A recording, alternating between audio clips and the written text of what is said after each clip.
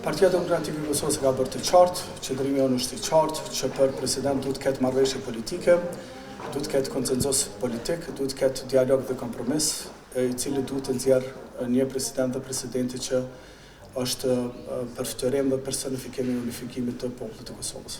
Edhe me tutje nuk ka kandidaturë që ka ardhur nga partitë politike që kanë fituar në Parlamentin e Republikës së Kosovës, ende nuk janë bërë konsulta, kur bëhen konsultat do të ketë edhe qëndrim të politikës për këtë. Do të merrni pjesë? Patjetër kryetari tashmë ka paralajmëruar që merr pjesë në çdo takim që thirrët për presidentin. Sigurisht i takon çdo subjekti politik parlamentar që është që do të jetë pjesë e zgjidhjes së presidentit ose presidentes së re të Kosovës, por negociatet do të takojnë subjekte politike ose hapja një teme që si do të zgjedhet, si do të mbarvohet dhe a do ta ketë konsenzusin e një emën i cili propozohet sipas kushtetutës.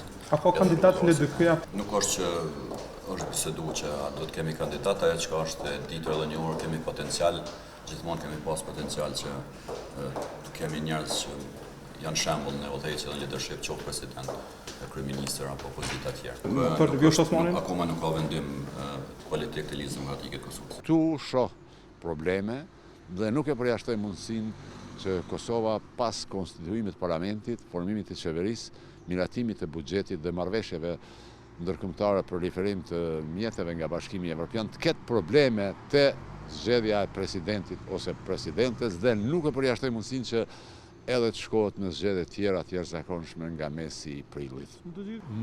Për momentin ne nuk kemi një emër post kandidaturës së zonjës Osmani, e cila nuk ka ndonjë mbështetje në këtë rast të forcave politike, s'paku jo publike, madje as të vetëvendosjes, sepse nuk ka deklarim të vetëvendosjes, as pro, as kundër.